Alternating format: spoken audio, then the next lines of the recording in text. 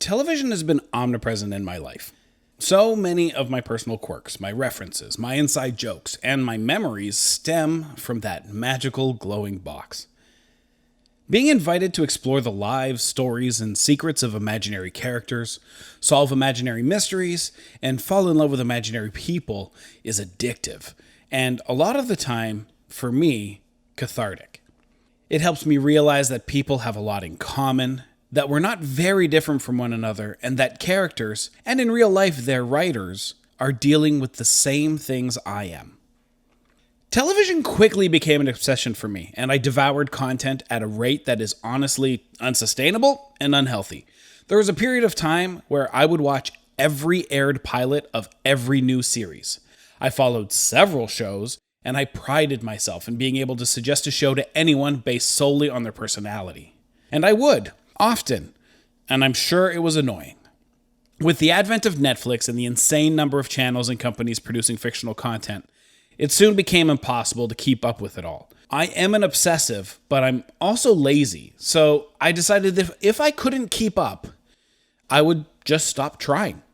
And all of that led to me being very picky about what I choose to watch. I'm not going to waste my time on something that I won't enjoy. And it is a waste of time. You can't take hours out of my day without entertaining me or pushing me or giving me something to think about, or I will be very upset with you.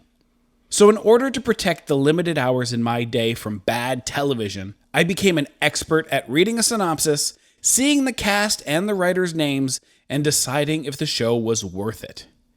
And I got very good at that. But there is one genre of television that I will watch, sight unseen, no matter what, despite any warning signs. I will watch it, and I will love it, even when it's clear that it's going to be trash. I will always give it a chance, because it's perfect television. So let's talk about that. But first, disclaimer time! This is not a review show! I am nerd incorrect. I'm passionate, opinionated, highly subjective, and so many times incorrect. I have to repeat, this is not a review show. I'm not going to objectively weigh any piece of art on any merits. What I will do is explore the things that make entertainment beautiful and explore the art created for us to consume while we live our lives. Thank you for joining me while I explore the adventures we have from inside the house.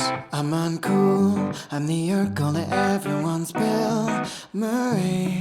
I've been broke in every sense of the word. And I keep chasing my next high score. Issues galore, I'm a walking, talking magazine. We all know that nobody reads. What's the use in words when they don't even understand me?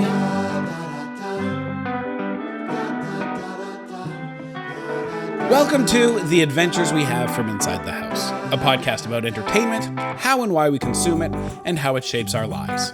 And more importantly, a podcast that celebrates the things you like, even if nobody else does. My name is Tim Riel, and I am Nerd Incorrect, the boy who loves entertainment of every kind and always seems to fall in love with the properties in art that don't always follow the crowd.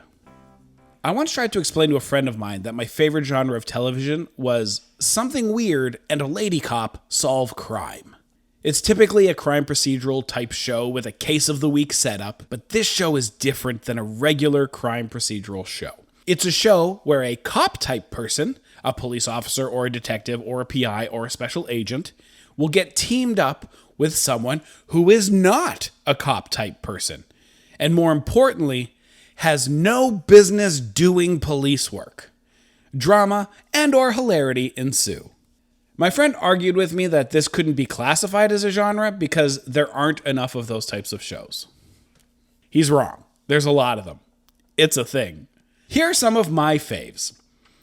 Castle, a best-selling novelist and a lady cop solve crime. Private Eyes, a former hockey player and a lady cop solve crime. The Mentalist, a former psychic and a lady cop solve crime. Carter, an actor who played a cop on TV and a lady cop solve crime. Limitless, a guy who takes drugs and a lady cop solve crime. The Finder, a war vet with a brain injury and a lady cop solve crime. I could go on. So I will. Blacklist, the CIA's most wanted criminal and a lady cop solve crime. Sleepy Hollow, the headless horseman and a lady cop solve crimes. Forever, a 200-year-old immortal who, for some reason, happens to be a medical examiner right now, and a lady cop solve crime. Blood Ties, a vampire and a lady cop solve crimes. The Dresden Files, a wizard and a lady cop solve crime. Lucifer, the devil and a lady cop solve crime. Of course, there are others that skew in the other gender direction. iZombie, a lady zombie and a dude cop solve crime. Bones, a forensic anthropologist and a dude cop solve crime. Moonlighting, a model and a dude cop solve crime. Take Two, an actress who played a cop on TV and a dude cop solve crime. And sometimes, as TV has so often done, they don't even bother with a lady at all. White Collar, a con artist and a dude cop solve crime. Prodigal Son, a serial killer and his son cop solve crime. Before we get too deep into it, let me just lay out why this is my favorite kind of show. Television, for me, is a destination. It's a way for me to experience things and meet interesting people, but in an idealized setting. I get to meet all of these interesting, cool people without risking any of myself. A lot of shows strive for realism, to show the world as it actually is, and to attempt to show people as they actually are, good or bad, and not make anyone idealized or overly special. It's based in reality, and they want the show to be like looking out your window and seeing real life. Except the very nature of dramatized television makes that impossible. There are rules to television that can't be broken. In real life, coincidences happen all the time. You might see the same person 3 times in the same day in your real life, but that doesn't mean you know them, or that they know you, or that they will in any way be a part of your life ever. They probably just work nearby. But in TV, coincidences can't happen, because that's wasted pages in the narrative. The actor you see 3 times will be relevant to the plot, or you wouldn't see them at all. Characters are contained in the story so that every person relates in some way to the other, because having an outsider appear later on for no reason makes the plot unreasonable. It's wasted screen time and wasted money for the casting team. Everything you are shown on a television show will play. It will be important. In script writing terms, this is called Chekhov's gun. It's the idea that there is never just a gun. If you see a gun, it has to play. Nobody just has a gun. It will be a plot point, and it'll be an important one. The end. Many shows try to hide these things and pretend that everything is real and natural and unforced, using as many tricks as possible. But it is forced, and the viewer will eventually catch on to the fact that Breaking Bad is set in a city with a plot that crosses borders, but it only has 40 people in it, and they all know each other. You'll realize that at New Amsterdam, the patient that broke their ankle at the beginning of the show will have a rare blood type that makes them a liver match for the other patient in the episode. They're trying to be real, but they can't, because it also has to be a story. But something weird and a lady cop does not hide. They're too busy trying to convince you that it's normal for the character to be teamed up with a cop that they don't have time to hide the other exposition. If you watch the first season of this type of show, the structure of each episode will be so incredibly similar that for 3/4 of the season, you'll watch an episode and wonder, haven't we already seen this episode? And you won't. It'll have been a new episode, but it's built the same way. It's just going to be built the same way. They got other shit to do, so they just use a cookie cutter for the mystery. And that's the familiarity that makes me love these shows. I can explain to you how every single one of these shows' pilot episodes will run. And outside of some slight tweaks, this is going to be accurate.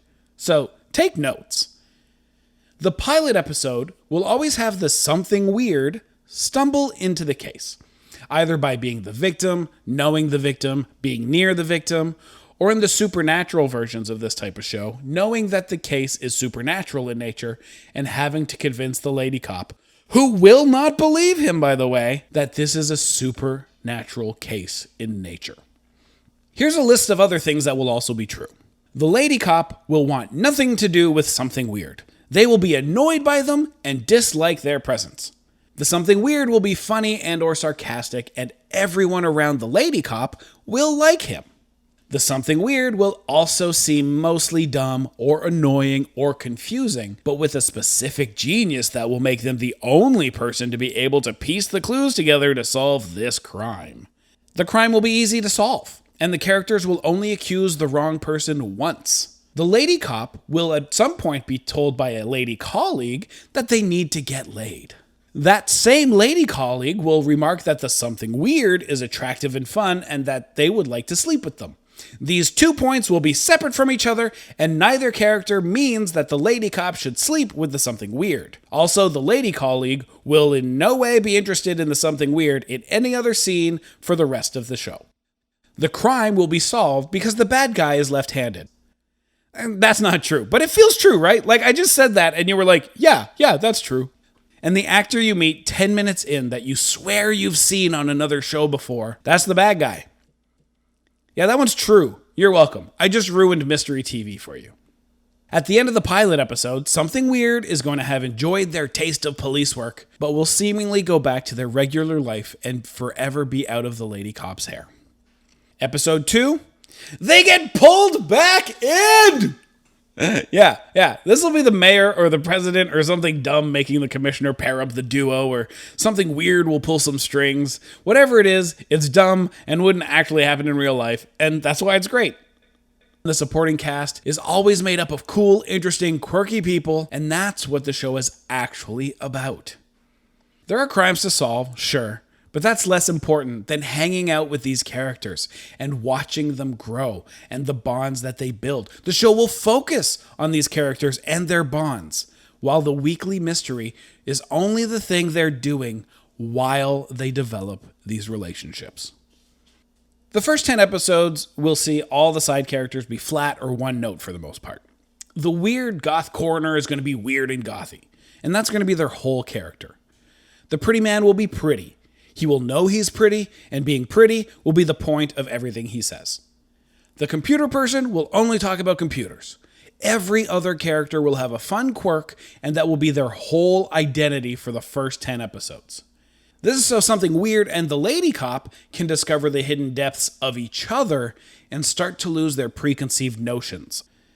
But by episode 10, the writers will have done the digging into the backstories, and we'll know if this is a will they, won't they type of relationship. Oh, and it will be, by the way, 100%. And now that we've discovered more about our main characters and their motivations and how their relationship is being set up, we can now talk about how the pretty man lost his father to cancer, and how the computer person has an issue with sleeping pills, but is overcoming it by being a volunteer and a mentor to kids. But for sure, the first thing you will know about them, their only character trait for 10 episodes, will be awesome and or fun, and it will make you like them. It's only if you get to season 2 that all the characters actually get to be real 3-dimensional characters. After season 1, you get multi-episode arcs. You get life-threatening danger. The ME will date a serial killer that the team happens to be hunting. The pretty man's kid sister will be arrested for drugs, and we'll follow that for 4 episodes, and then we'll never see her again. It's so good. It's never going to be about the mystery. The focus of the show is, and will always be, let's hang out with these cool, interesting people for about an hour. Even when the show has the characters in danger from a mysterious bad person, it's not about that case or those clues. It's about the characters, their relationship with each other, and how this affects them. The easiest way to build a character for a pilot episode for a show like this is to make them exceptional. They will be the best novelist, the best detective, the best baker. It's difficult and time-consuming to build a character with layers in 43 minutes, so instead, you let them be great at their thing, and let them be defined by that. It's easy to love great people, and more importantly, it's easy to understand that they're great. You don't have to put any more thought into it. They're great. So I can believe that they do the thing they say they can do. And so you can carry on, show. I'm following you. Let's get on with it. There will be a murder or two, but it won't be complicated. The crime isn't what the show is about. It will serve as a way to introduce us to the characters. There's not going to be a complicated motive. It's just a very basic mystery plot. The point of this episode is to build the characters. Go ahead, watch any of the pilots again, and you'll see that they follow the easiest of formulas. The murder happens. An investigation leads to the suspect due to evidence provided by the something weird. And that will turn out to be a red herring, but the something weird will be given something or hear something, and that will solve the case. No muss, no fuss. The real mystery will be the friends we made along the way. The lucky shows that make it past 12 episodes do so by making sure that they focus on character relationships. They keep it simple. They keep telling you that you like these people. The writers of ABC's Castle introduced both major characters in scenes designed perfectly to tell us as fast as possible who they were as people and what their motivations would be. Then they surrounded them with the supporting cast and had them each introduce who they were and their motivations. By the 5-minute mark of the pilot episode of Castle, you already know enough about Richard Castle, his mother, his daughter, his ex-wife, as well as Detective Beckett, Detective Ryan, and Detective Esposito to be able to move on with the rest of the story and watch them build relationships. Richard is a best-selling mystery author who is incredibly likable, very funny, and a joy to be around. You know this because the writers made sure that everyone on the show would comment to each other how incredibly funny, likable, and a joy to be around Richard was. The first scene with Richard Castle is a soiree filled with beautiful women, all dressed expensively, with champagne flowing, and the place is littered with the cover art of a new book. We cut to Richard Castle, expensive suit, watch, sunglasses. He's signing a fan's chest and cracking wise. The opening scene lets us know that he's a millionaire playboy, a very successful writer, and focused on the joys of life. You know this before Richard has said more than 5 words. The exposition is simple and to the point, and that's why it's great. We know who he is. We meet his mother. She's flamboyant, she's into being a star, and she's looking to bag a rich husband. We meet his daughter, who's studying because she's a straight-laced and rule-following person, and is clearly a calming influence on Richard. After 3 pieces of dialogue with her, we know these things, and we also get a hint to the fact that Richard's brashness and playboy persona are mostly an act. Kate Beckett is a no-nonsense cop who is incredibly intelligent and career-driven to the point of neglecting her personal life. It takes 5 pieces of dialogue with her team to cover that. When we first see her, she's leading a team of detectives down a hallway, clearly in charge, and she starts explaining the murderer's motivations based on the scene of the crime. Detective Ryan exclaims that she sees more than anyone else all the time. And Detective Esposito announces that he prefers normal murderers because these weirdos mean overtime, and he prefers to be done quickly and go home. Beckett disagrees and says this is the real job, getting into the murderer's headspace and figuring out their motivations. After the medical examiner comments that the victim's romantic night was ruined, Beckett says that's all of her Saturday nights, to which the ME, Lainey Chase, says, maybe try lipstick. Done. 30 seconds, and you know everything you need to know about Beckett and her team. This only works because the leads were made exceptional. We already understand them. We don't need to watch them get better at their job. We don't have to follow the struggles to accomplishment. We don't need to see them fail and start over again. They're good at this, and we know that. End of exposition. We also know about their supporting cast as well. This allows the writers to show us how fun and cool the characters are, and spend the rest of the show building bonds and relationships, because you already know they know what they're doing. This focus on character is never lost during the run of Castle, and by the end of the first season, you know and love every character. Once the season 1 hurdle has been cleared, they start focusing on plots and extended storylines for everyone else. Detective Ryan has issues, and his friendship with Esposito gets him through it, and they become like brothers. Castle's daughter needs to rebel from her rule-following ways to prove she's an adult. Lainey and Esposito start dating in secret. There are conspiracy plots introduced, intrigue, hidden agendas, mid-season and end-season cliffhangers, where main characters' lives are on the line. And it's all possible because we care about the people and their relationships. We keep coming back because of their bonds. Castle ran for 8 seasons. The Mentalist on CBS did exactly the same thing. We meet each character, and within the opening 10 minutes, we know that Patrick Jane is a former psychic, he's wealthy, and he has a dark past that he's trying to come to grips with. And we know that Teresa Lisbon is a top investigator with no time for playing around. Every scene is about how exceptional each of them is, and how much fun Patrick Jane is, and how much that annoys Lisbon.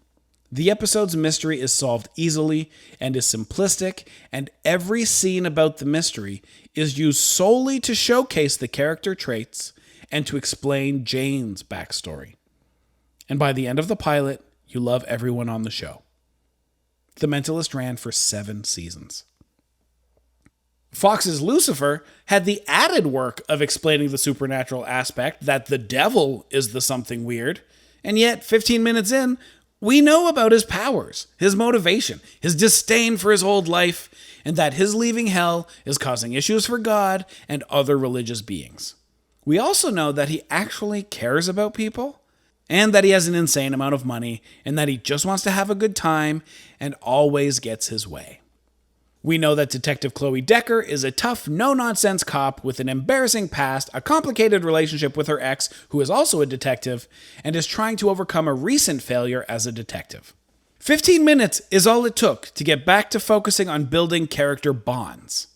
And of course, by the end of the pilot episode, we love them all. Lucifer ran for 5 seasons. In every version of Something Weird and a Lady Cop Solve Crime, the focus is always the characters and their relationships. The crime or the mystery is just the thing they're doing while they create those bonds.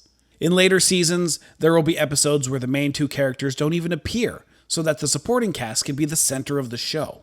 The supporting cast will also have their own problems that cause issues within the team.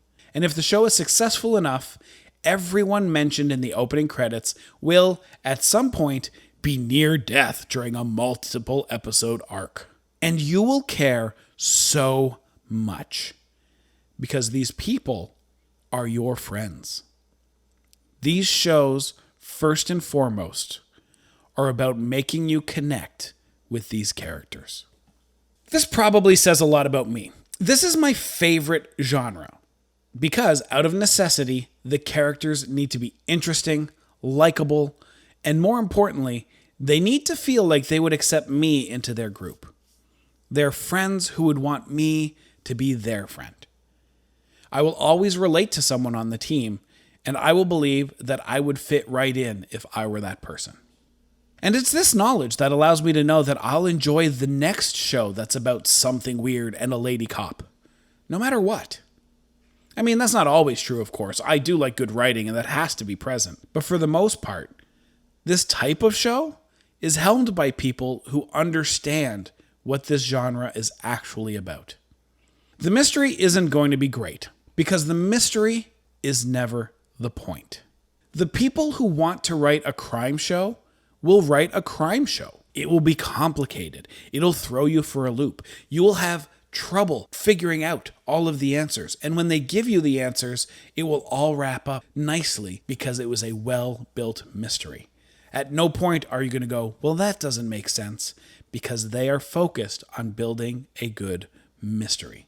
People who want to write about circumstance are going to write about what's happening in the character's world. They're going to describe to you what the events of the story are doing to affect people.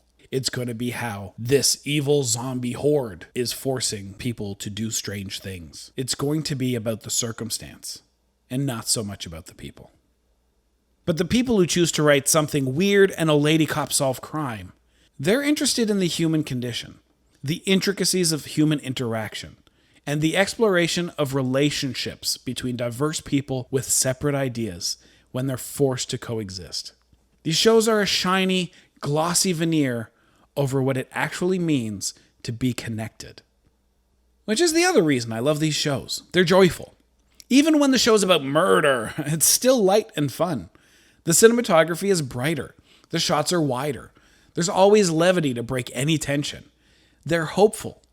And ultimately, they believe that people are good. There isn't enough TV lately that takes this stance. But since we already have to suspend our disbelief to accept the something weird, we can't be asked to be sad as well. That's the balance. That's why nothing terrible happens to the main cast during the first 3 quarters of season 1. We're just here for a good time. We're supposed to fall in love with everyone and be happy to see them every week. The writers can't make everything gritty and upsetting because this show is about bonding and building relationships and building characters you like. If you want gritty and upsetting, you're going to watch a show that's about circumstance and setting.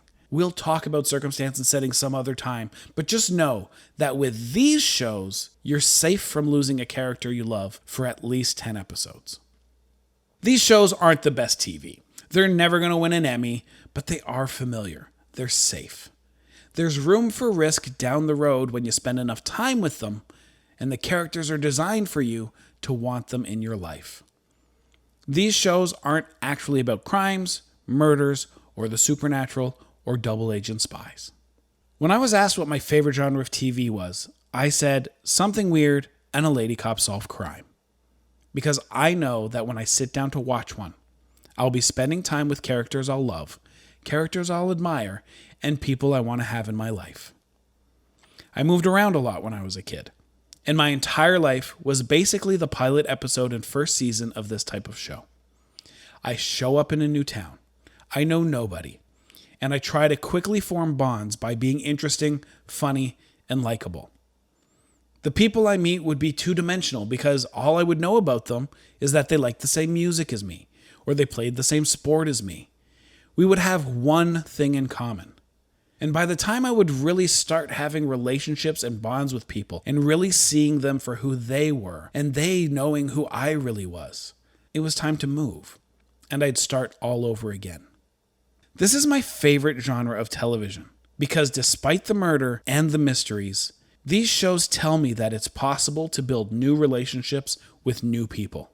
And if I'm lucky, the show will run for many seasons, and I'll get to see what that kind of relationship looks like when you have time for it to grow.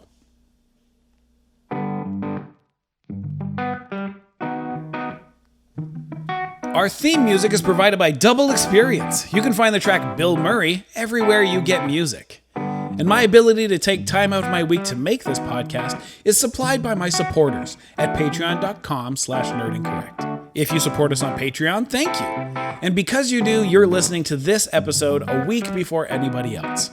And if you want to be part of that club, head on over to patreon.com/nerdincorrect, where you get early access to all our podcasts, an exclusive podcast, and so much more. You can also join our Nerd Incorrect Discord server, The Incorrection, where we can discuss in more depth everything I talked about today. If you want your question and or comment about today's podcast featured in next week's episode of discussing the adventures we have from inside the house, you can drop it into our podcast-specific Discord channel or comment on the Patreon post of this episode. All of the comments on the Patreon will be featured, and if possible, as many of the Discord comments as well. I'm Tim Riel. Thank you so much for listening, and I'll talk to you next week as we discuss more of the adventures we have from inside the house.